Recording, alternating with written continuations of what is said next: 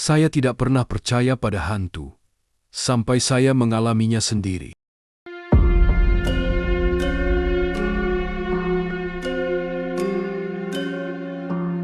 Namaku Sari, seorang bidan sekaligus pemandi jenazah di desa kecil Jawa Tengah. Malam itu, jam 1:30, seseorang mengetuk pintu rumahku dengan panik.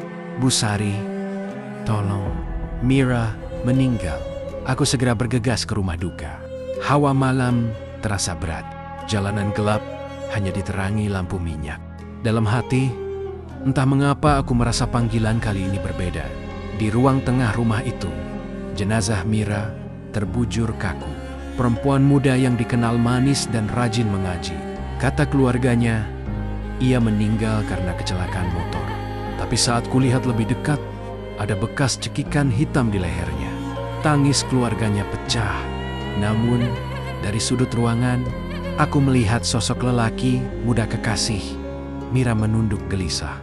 Tatapannya kosong, tangannya gemetar. Kami menyiapkan baskom air hangat, kapur barus, kain kafan, dan wangi-wangian. Saat membuka kain penutup tubuhnya, ada aroma aneh yang keluar. Anyir darah bercampur melati. Salah satu ibu yang membantuku berbisik, "Bu, kok lehernya kayak dicekik ya?" Aku hanya menelan ludah, tak berani menjawab. Ketika air pertama kusiramkan, terdengar desahan lirih. Semua orang saling berpandangan. Kami lanjutkan dengan membaca doa. Namun semakin banyak air mengenai tubuhnya, semakin jelas suara itu terdengar seperti orang menahan sakit. Tangannya tiba-tiba bergerak kaku, membuat baskom hampir tumpah. Tatapannya hitam pekat dan bibirnya berbisik, "Tolong, aku belum mati." Aku terpaku, jantungku serasa berhenti. Dua ibu yang membantuku menjerit. Namun anehnya, keluarga di ruang depan tidak mendengar apapun. Setelah beberapa detik mengerikan itu, tubuh Mira kembali kaku.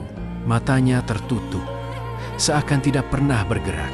Kami memandikannya sampai selesai dengan tubuh gemetar. Tapi sejak detik itu, aku tahu arwah Mira tidak tenang. Susai Pamandian, tetua kampung, mendekat padaku. Dengan suara rendah, ia berkata, "Mira itu bukan mati karena kecelakaan." Katanya sebelum jatuh, pacarnya mencekiknya di sawah. Warga cuma diam, keluarga menutupinya. Darahku berdesir. Jadi bekas cekikan itu nyata. Dan mungkin itulah sebabnya ia menolak pergi.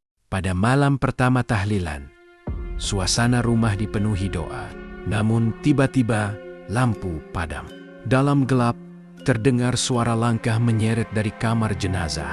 "Aku belum mati. Aku belum mati." Ketika lampu kembali menyala, semua orang membeku. Kain kafan di kamar terlihat bergeser sendiri. Hari pemakaman pun tiba. Saat liang lahat ditutup, salah satu penggali kubur berteriak, "Kayak ada yang dari dalam." Semua orang ketakutan. Tapi keluarga buru-buru mengalihkan perhatian dengan doa keras-keras. Sejak itu, setiap malam aku mendengar ketukan di jendela kamarku. Tok, tok. Ketika aku buka tirai, sosok perempuan berambut panjang menatapku dengan mata hitam legam. Bibirnya bergerak. "Kenapa kau mandikan aku, Bu? Aku belum mati." Beberapa hari kemudian, kekasih Mira ditemukan tewas gantung diri di gudang rumahnya. Wajahnya membiru, lidah menjulur. Anehnya, di dinding gudang tertulis dengan arang, "Dia selalu datang menjemputku setiap malam."